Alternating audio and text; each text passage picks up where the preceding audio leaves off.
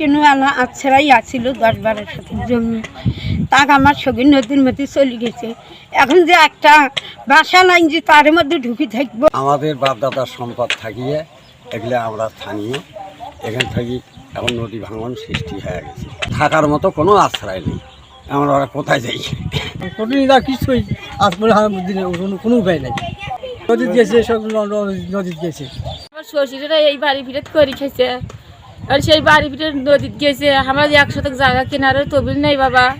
আমার যে কুটে জায়গা থাকবে সেটাও আমার জায়গা। 15 শতক জমি আছিল, সব নদী ভাঙিয়ে গেছে। এখন জমি 1 শতক আছে, ঘর দূরে দরজা দেবে, তাকে ভাঙিয়ে যাচ্ছি। থাকবে কোথায় যায়? আমরা এখন থাকার তো জায়গা নেই। যে যা সব জমি আছিল 10-12 শতক সব নদীত গেছে। আর বর্তমানে এখন 1 শতক আছে, এটাকেও এখন গেতেছে। আমার আর কোনো স্থান নেই। আমি এখন কোথায় যা দাঁড়াবো? আমার সেই কোনো বুদ্ধি নেই।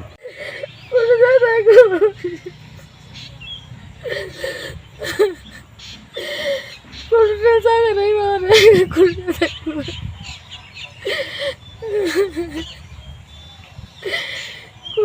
একটা টাকা নেই বাবা। আমার একটা টাকা বাইকারি একটা যাবো, একটা বাস কেনারও টাকা নেই। ঘটনাটা হলো আজ থেকে 2 বছর আগে এখানে এগুলো বস্তা দেওয়া হয়েছিল, সরকারি বস্তা দিছিল। তো কয়েকটা বস্তা ফেলাইছে, আর তারপরে আর বালু তুললে আসিয়ে সে বালু তোলে না। তো আপনারা ফলো করতেছেন বা দেখতেছেন যে এই রকম নদী ভাঙনের কারণে এই এলাকা বিলীন হয়ে চলে গেছে। অনেক ঘরবাড়ি ভেঙে রাস্তায় তারা সরকারি জায়গায় বসতবাড়ি করছে। তো ইতিমধ্যে পানি উন্নয়ন বোর্ড একবার আসছিল, বস্তা ফেলেছিল 2-300, বাকি বস্তাগুলো রিটার্ন নিয়ে গেছে। প্রয়োজনীয় কোনো পদক্ষেপ নেয় নাই। আর বাঁধ নির্মাণ বা বস্তা ভরাট করে এই এলাকা যেন বসতবাড়ি ভিটাগুলো আটকানো যায়। নেক্সট টাইম যেন পরবর্তীতে কোনো নদী ভাঙনের কারণে ঘরবাড়ি না হারায়।